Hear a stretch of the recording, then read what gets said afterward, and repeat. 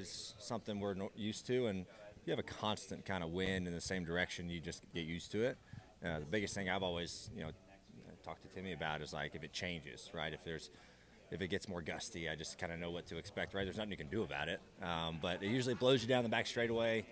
Then it kind of hits you in the left side door off 4, which makes it a big handful. Turn 4 is already kind of a handful coming off that corner, and the wind just makes it a little bit more challenging. But we'll get used to it. It's something that you have to deal with at these places here. Kansas is usually pretty windy, but at least no sandstorms. I remember it was like 17. It was worse than this. But yeah, it's always something we look at. Your family comes from a dirt background, but are you relieved that we're going back to asphalt at Bristol in the spring? Honestly, I didn't really have like any huge feelings towards it either way. I enjoyed the dirt race, and I thought every year it got better. Like first year the track wasn't very good, second year it got better, and then last year I thought the track was awesome. Like very racy, very slick from top to bottom. You could have options and lanes. But it's good. I think you go back every few years, right? Hey, maybe in a few years, you could throw dirt on it again, maybe. I don't know. But, yeah, no really big feelings about it either way. And the expectations for Phoenix? Go try to get a 1 on the finishing column except for 2s. It's hard to complain about 2s, because we've had really good runs there. But, yeah, hopefully we can just bring the same speed. I thought those 3 races that we've run second at, like we could have won if a couple things go our way.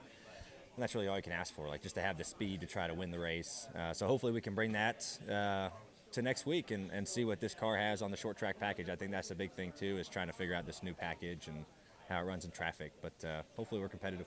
That track had a life-changing moment for you. Do you relive that from time to time, or? A little bit.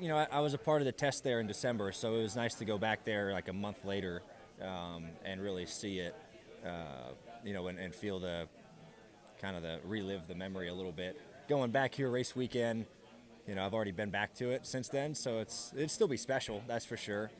Some good memories and things like that. But yeah. So it's always nice to go back to places that you've had like good fortune and good things have happened to you. Like the same as every time I go back to Pocono where I got my first win, it's always special just because you kind of relive it and it's just a special piece of your mind. So that place will always be up there, no matter if it's this year or 10 years from now when you go back. It's just always something in the back of your head.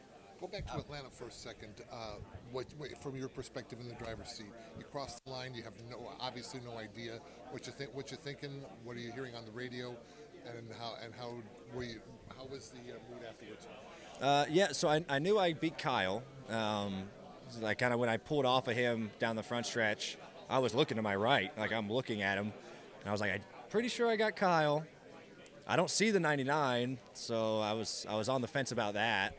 But yeah, then like on the cool down lap, they told me that just lost, and yeah, you're like, oh damn, like we were so close, but I really couldn't be upset. I mean, I've won more than I probably should have by a couple feet. I've had really good fortune at those close finishes, so you lose one by 3 inches. I really couldn't be upset about it. I was just smiling about it because it was fun. I mean, it was a fun race, and put yourself in a spot to win at those plate races, like it's hard to be too upset. And I was happy for Daniel too, but even though we really want to win, obviously, can't be too mad about losing one by that much. How tough was that race throughout the whole event? The whole thing. I mean, everyone's talking about the finish, and the finish was spectacular, but the whole race was great. Like, yeah, we had the big wreck on, lap 1.5, but like the whole race, we were going at it. Like I was saying, I don't know what was in everyone's cereal that morning and decided to just be so intense racing the whole time. But it was fun. Like we were dicing it up. Cars were a handful. Like you were hanging on out there. You saw guys spin out on their own, and that just shows how on edge you were. And if you caught kind of a wrong sniff of air at some point, you just turn around. And so it was a blast. It was a lot of fun. I think hopefully as that track keeps aging, it keeps getting better and better. And so yeah, the whole 400 miles was a great show. What are you going to be thinking when you go back there and they show the replay of that finish 100 times? Probably.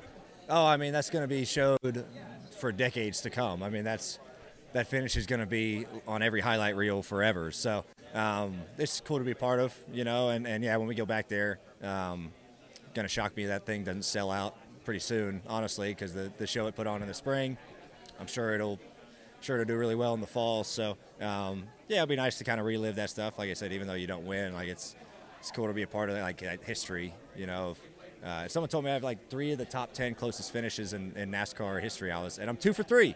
So that's my record's fairly decent on those. But yeah, just a cool thing for people to relive.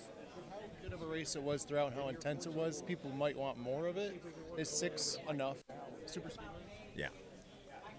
Yeah, it is enough. I made a joke that night. I was like, Texas is probably tearing up their racetrack right now to build in Atlanta. 6 is enough speedways, that's for sure.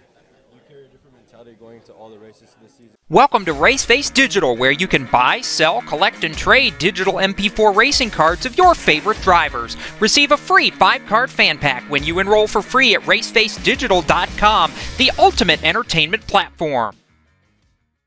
This is Daniel Hemrick, driver of number 11 College Grace Chevrolet. Make sure you hit that subscribe button. Also check out one of those 2 videos beside me. Visit frontstretch.com for more racing content.